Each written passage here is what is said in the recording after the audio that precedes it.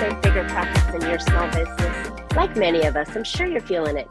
Business is hard, and now more than ever, you need to have a plan to help your business not just survive, but thrive. And it can happen as simply as thinking with the end in mind. I'm Marcia. I'm a business growth strategist.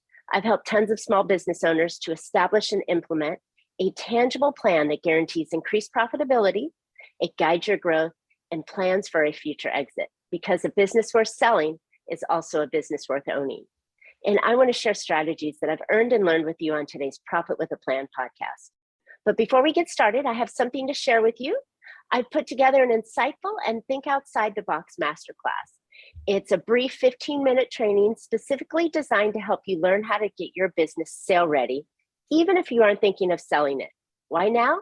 Join me and find out all the benefits that come with having a sale-ready business. Register for free at sell.biz. All right, so I'm really excited on our topic today. So my guest is Brandon Leibowitz, and Brandon runs and operates SEO optimizers since 2007. Okay, friends, he looks like a kid, so he must have started when he was 10. They are a digital marketing company that focuses on helping small and medium-sized businesses get more online traffic, which turns and converts into clients, sales, leads, etc. So welcome to the podcast, Brandon. We're so excited to have you. Thanks for having me on. I'm excited to be on and share some knowledge about SEO with everybody. Perfect. So how did you get into the online marketing world and helping businesses grow? I know that's a neat space to be in. It's very fun, right? Yeah, no, just kind of fell into it. Wasn't planning on it. Got my degree in business marketing. And after I graduated from college, got my first job and they wanted me to do digital marketing. And I was like, I don't really know much about this. So they're like, don't worry, we don't know much either. I was like, really? Okay. They're like, we're going to take you like classes and workshops and kind of learn with you. I was like, all right, this is kind of interesting. This is back in 2007. So I was helping them out with their SEO, doing social media, doing email marketing, helping out with paid ads. I was kind of doing everything, even like taking pictures of the products. And wow. Yeah, taking care of it all back then. And that's why I kind of realized that SEO is a way to get free traffic.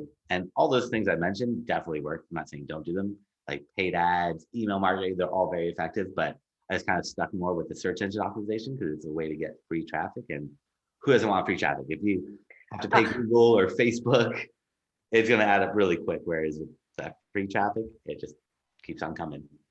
Oh, I love that idea. And yes, it is so true. You know, when you start getting into those paid ads, I mean, unless you really have it dialed in and know all the nitty gritty secrets that you have to put into your ad to even get it to be interesting to somebody, let alone your ideal perfect client. I mean, you spend so much money on it. Why are we doing that when we can just do it free, right?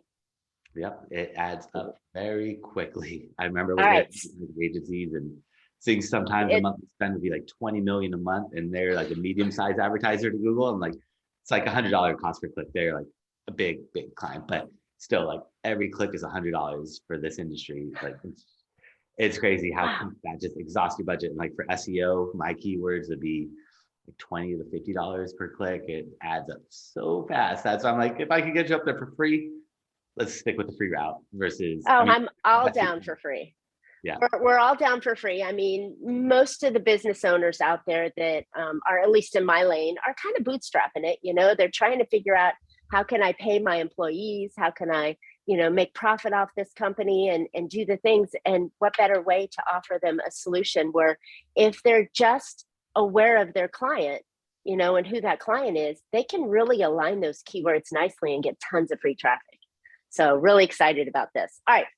So when it comes down to choosing those keywords, how do we go about it? I mean, I say things and that doesn't mean they're going to say those things and be able to find them, right?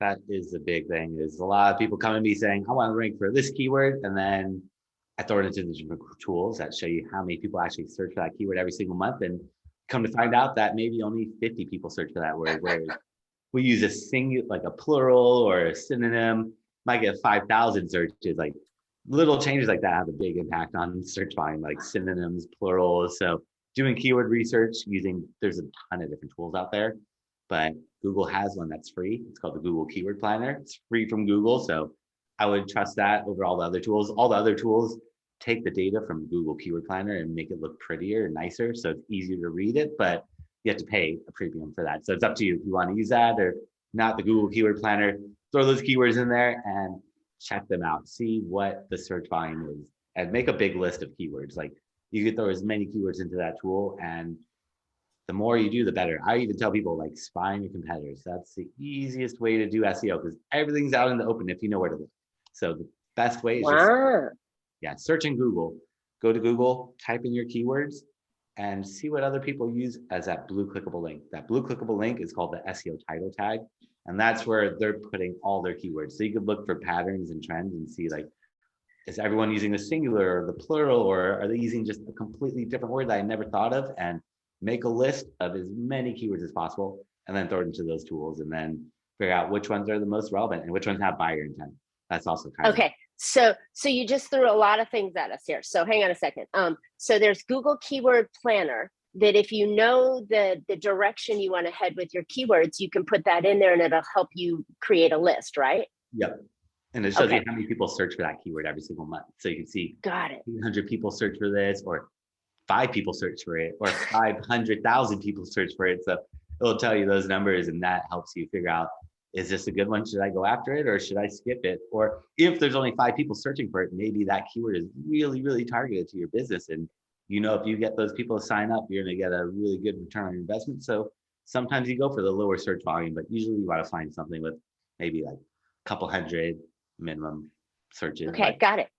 Okay, so you said Google Keyword, but then you said that there was something in there with the blue link. Tell me about that one. What is that one again?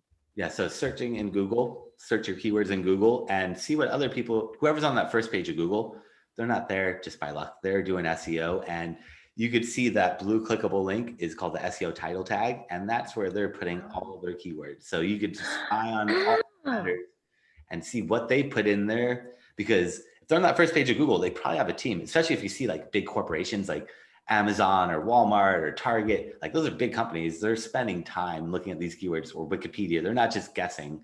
So they have a whole team of people where you could see what they've used.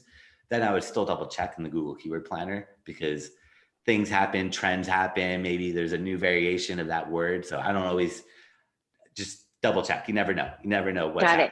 So that's just right in regular Google search. You don't even have to go into the Google Ad Planner. You can get that part on the Google search. Good.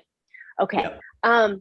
Now, so when we're starting, there's always that kind of relevance over, or we're using relevance over just the word that I think, right? So how do we? I mean, because so many people will put like a broad name like business, you know, or marketing.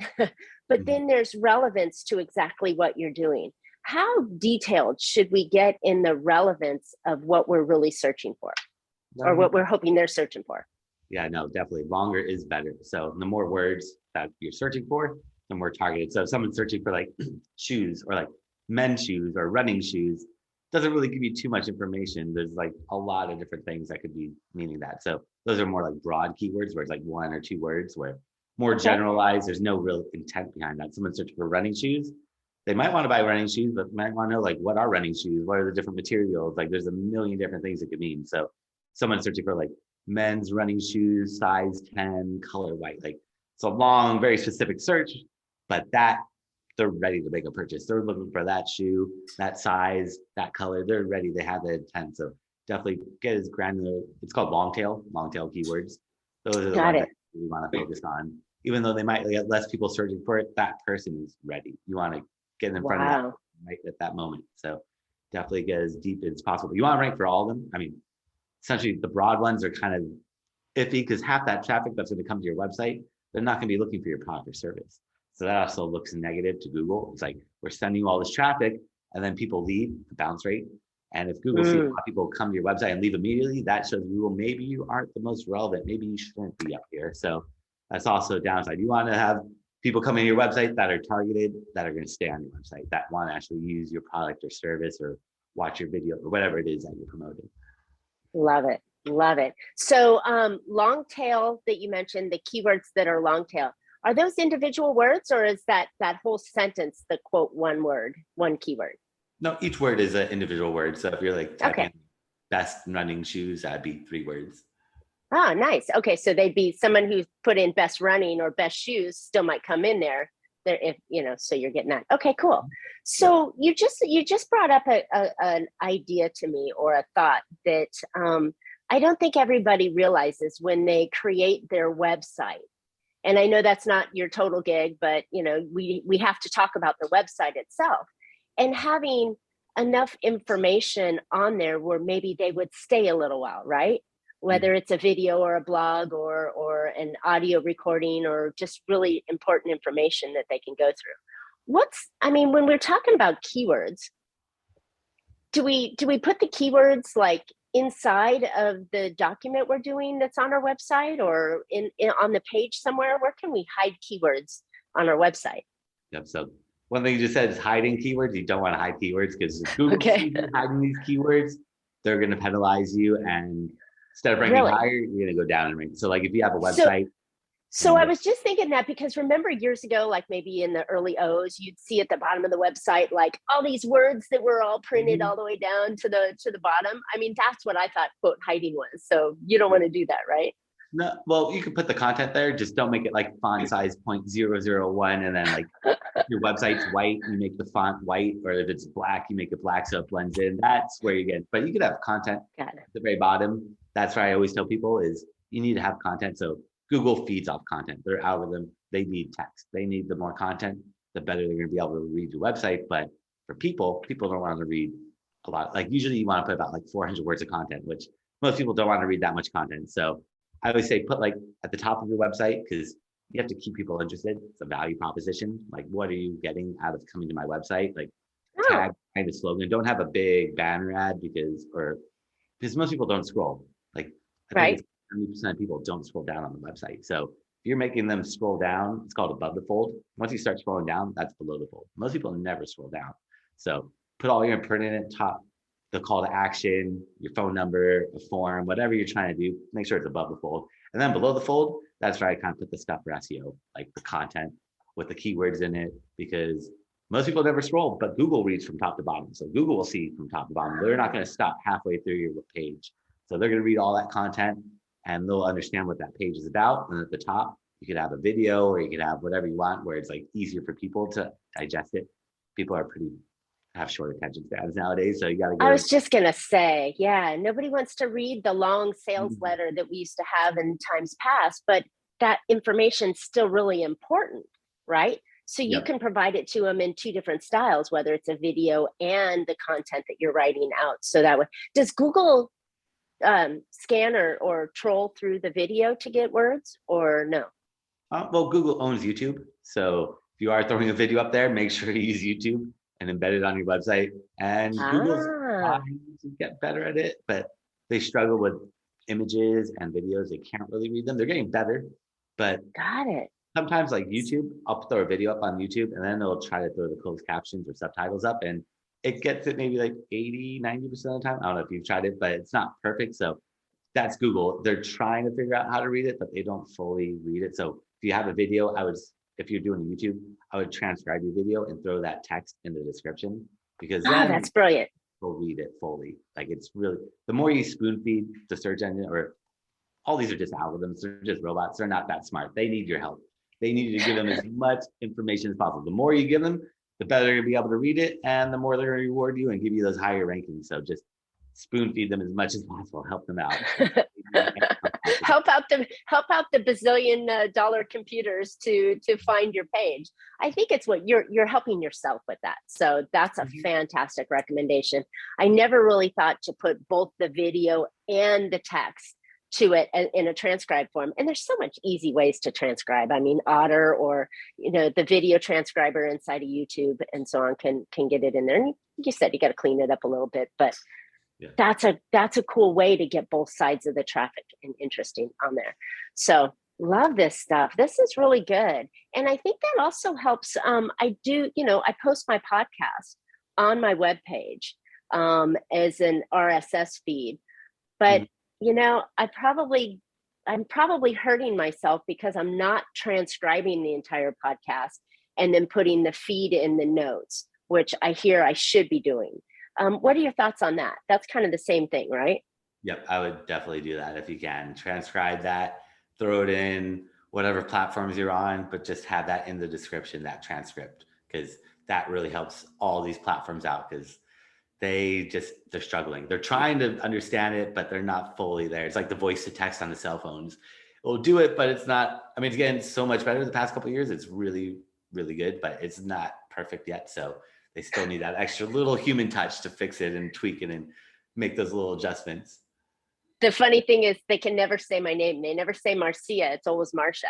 So when you're going to Siri and you say, call Marcia, it says calling Marcia. So that's what Google. We got to get them on the phone, figure it out. Like I know. different names, different enunciations. That's why they're just robots and they're not there That's yet. funny. The more data they get over the years, the better they're going to be able to really. And that data has to really truly be in the form of written text, right? When we're talking about data and using these specific keywords of what my conversation is or what my message is, it has to be written out in a way that is attractive to your reader, but as well the robot reader on Google and the search engines out there, and even Facebook or LinkedIn or wherever you're putting your information out. It's gotta be readable, and that becomes a challenge. It's a balance of doing it for the search engines and for people. Like what? Yeah. Like, I don't want to put all that content, 400 words I have to put on each page of my website. It's going to make it look ugly. Like web developers and SEOs are always like, do we really want to put this much text? But if you want to rank on Google, you want to get that free traffic, then we kind of have to do that. But that's why I always say, just put it at the very bottom of your website. Just don't hide it, but or at the very bottom, which is kind of hiding it, but it's not really. Like font size 0.001. That's where Google's like, or white on white and black on black. Yeah, that's where like we see what you're doing, and that's no, can't be doing that. It used to work in the past, but it's not going to work. Yeah, of course. So, all right. So 400 words on each page of your website to make it attractive to Google. Is that the max? Is that the minimum? Is that the sweet spot? What is that number? That's just the average. But if you really want to know, you have to go into Google and search for your keywords and open up all the websites on that first page of Google and see how much content they have. And if everyone's writing 800 words, you should write 900 words. If everyone's writing 100 words, if everyone's writing 50 words, then you only need to put 100 words. So, but 400 is kind of like the average. The more, the better. It has to be 100% original. That's also a very, very important. It has to be 100% unique. If it's been copied from another website or from another page or from social media, like you do a blog post on or post some content on social media and copy it over, that could be duplicate content. Google actually penalize you because they want original content. They don't want duplicate content, because if you're searching on Google and you get the same, like you're searching on Google, how to keep this, like how to plant a cherry tree, and the same 10 articles appear. It's not a good user experience. Like I want different perspectives, different point of views, different opinions. I don't want the same 10 articles. So Google feed, whoever published it first, they get all the credit. After that, everyone else that's taking it and copying it is potentially going to get hit with a penalty from Google for duplicate content. Interesting. So is that like, you're bringing back the horrors of my college experience, writing papers and having to go through plagiarism checker, to see if you had 3 words that, were the same as somebody else put those 3 words or that sentence. Do they go into the concept of the topic and the framework, or do they go word for word in there to analyze it? That part. Not that I steal stuff, but it's hard to write a totally creative, blog post that is 100% your own in your own form without having it been, a paragraph or a couple of lines from somewhere else. Right? Yeah, no, Google will understand a little bit. Like imagine you're selling blue jeans and you're like, I got to write a product description for blue jeans. It's gonna be really tough. Like, what do I write about these? Like they're the best, they stretch well, they fit well, they last long, but after a while, you're going to be repeating yourself. So Google understands there'll be some duplications. Like there's going to be things that overlap or people quote one another. So it's okay. But the majority of your content's duplicated. That's where Google's going to be like, no, this is not good. And there's a free tool. It's called Copyscape. So copyscape.com will check your content. And it'll even check URLs. So you can put your blog post in there and see if anyone's copied your blog post. Then you can reach out to them and be like, hey, you take in my content, can you give me That's credit? copyright. Yep. Come in there and be like, what are you doing? Don't steal my content. Give me credit, or like see what's going on. But Copyscape is a great tool. It's free. And then if you want to do like the paid version, it's like 8 cents to check for like in depth, which is not too bad. I'm sure everyone could afford it. Not bad at all. You could Right. And when you're striving to get higher ranking on Google for a keyword search, and your content is your original, but someone got there before you or took your information and writing on your coattails. I mean, those are things that you want to check for, because they could have better opportunity to jump ahead of you, stealing your ideas. So interesting the game you have to play to get good ranking. But in all honesty, Google's the #1 search engine. People go to Google to type in anything that they're searching for, right? And if you want to sell your product or solution, you got to have the presence out there, right? Google does dominate. Looking at traffic over the years, looking at different clients, I use Google Analytics, the free tool to track how much traffic you're getting, which I'd recommend everyone sign up for Google Analytics, track your stuff. You need to look at your data. But when I'm looking at clients over the years, I think Google probably brings like 20 to 80% of the traffic. Bing brings like 1%. Yahoo brings 1%. DuckDuckGo. But they're still all search engines searching. What did they used to call it? Crawling your website for information. So I think it starts with us that whether it's Google or Bing or Yahoo or Apple, whatever Apple's, I don't even search on Apple thing anymore. But all of those are still searching your website. So you've got to have a content rich, valuable website that is talking about your solutions and offers and your clients' problems. And you got to put it in words as well as pictures and images and videos. So that's my big aha taking away here is that, yeah, we could have great search engine stuff, but it's all based on what's on our website. So put really good stuff on your website, right? Yep. Take the time and add that content. Fill it up as much as possible with as much content. Ever since I've been doing SEO, they've always said content is king. Like content is what Google needs to really understand this stuff. So give Google as much content as possible. So don't hold back. That's why blogging is so popular, because like 10 years ago, it's kind of tough for people to like add a new page or add content to their website. So a blog was easy to give to a business owner and be like, here, you could write a blog post and update it. And usually it's content, it's text. So it helps the search engine to just gives them more content to figure out more keywords to rank you for. Interesting. And you brought that up. Years past, it used to take a while. Like you had to write it, then you had to submit it to your website developer, and they had to format it and put it in, and it could take weeks, right? So Google looks at freshness, right? They're looking at stuff that's posted on a regular basis, right? Yep, that's also why blogging was pretty popular, because that's a way to update your website. Because if you don't update your website for a couple months or a year, Google's like, are you still in business? What's going on? They want us, if you just add a slight little change, add a sentence to one of your pages, that tells Google, okay, you're updating your website. You're still legitimate. You're still in business for now. So keep it updated. Interesting. And it's each page needs to have fresh stuff, not just the website, right? No, just 1 or 2 pages, but also sometimes when you're searching in Google, it shows the date that article or the blog post was published. But if you go in and update your blog posts, so you could go in, I might have had a blog post over in 2013.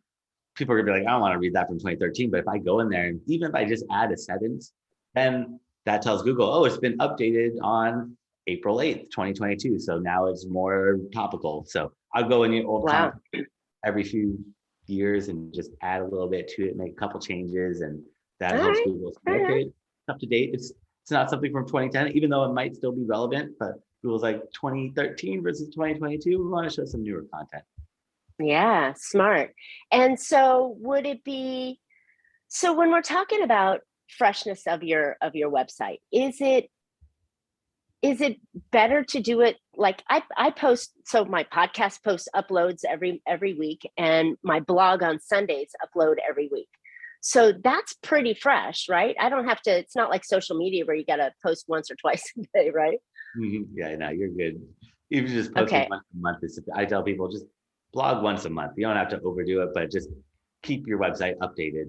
Just blogging once a month. You don't have to do it weekly or anything like that. So just keep Yeah, it. it's tough. I write a, it's an easy 1 to 2 minute read, but I do it for freshness and for social media stuff, but also, something's on my mind. I've worked through a problem with a client, and or I had a question from somebody, or this has been top of mind in the market or in the industry, and so I put it out there. And so for me, once a week was something that helped keep me engaged as well. But yeah, glad to know I don't have to do once a week, and that those people that aren't doing it as often, monthly is plenty. So Yeah. love this information. This is so helpful, Brandon. So, all right, give me an idea of, when we talk about like those people that have sales pages and click throughs and, the things that like links backs. I know I'm talking about 5 different topics here, but all these things, these moving parts on the website, is that helpful to Google search, or is it not really necessary? No, so the most important thing is backlinks. Without getting other websites to talk about you, none of this stuff Oh, really matters, because Google sees that you made this website, you put all these keywords on the website, but Google says, we don't trust you. We don't believe you are who you say you are, because too many people have tricked Google over the years that they're just like, no, we don't really believe, we don't want to rank you, and then find out that you're not who you say you are, and that you're like scamming people or tricking people, or like the dark web, or like pharmaceuticals, or all this like weird, sketchy stuff. Like half the websites are kicked off Google for like weird stuff. wow. Google has to really, Google looks at everyone and says, we don't trust you. We would rather rank these websites that have been around for years, that we know are credible, legitimate businesses. So the way to build trust up is by getting other websites to talk about you. The more websites that talk about you, the more trust Google has. And then Google looks at the keywords on your website to figure out what to rank you for. But it doesn't work the other way around. Just putting keywords on your Hmm. website and blogging and all that stuff without the backlinks, it's not going to do much. Google needs those backlinks. And those are called backlinks. The more websites that link to you, the better. But you have to get quality. Now it's all about quality. In the past, if I had 100 backlinks and you had 120 backlinks, you would rank higher than me. But now Hmm. Google's like, it's all about the quality of the website, not the quantity of these backlinks. So a quality So backlink. backlinks or somebody else linking to my website, not me doing like I link to your website, you link to my website. That's 2 links. It doesn't matter whether we swapped or not. It's just the number of links that referenced you. Yeah. How does one do that? How does one, get them to do that, or what? How do you get the relevance of saying, oh, Brendan referenced Marcia's website? Um, how do you get those?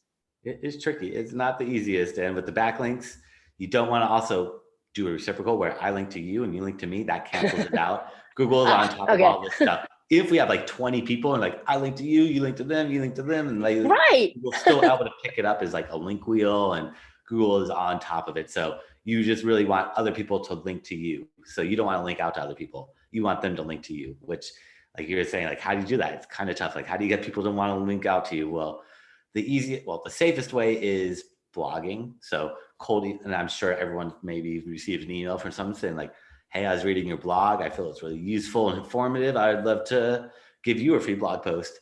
And in that blog post I'm giving you will be a clickable link that points to my website, but I'd be giving you an informational blog post, like 7 tips on how to optimize an e-commerce landing page or something. It's never going to mention Yeah.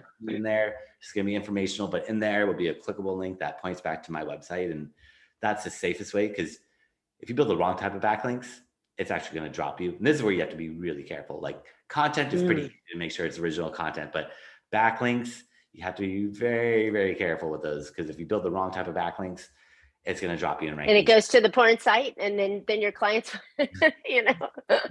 Yep. So you got to get websites that are related to you. That's the number one thing with the Wow. back. Finding other related websites. That's why it's easy to blog on them. So I do SEO. No SEO company is going to link out to me because we're direct competitors. So I'm never going to get any SEO websites, but I might be able to get an SEO blog by being like, hey, I have this blog post I wrote. Would you like to publish it on your website? And as long as it's informational or informative, non-promotional, they're usually receptive. But there's a ton of different ways to build backlinks. I would also look at your competitors' backlinks. So there's tools that I could just see everyone's backlinks.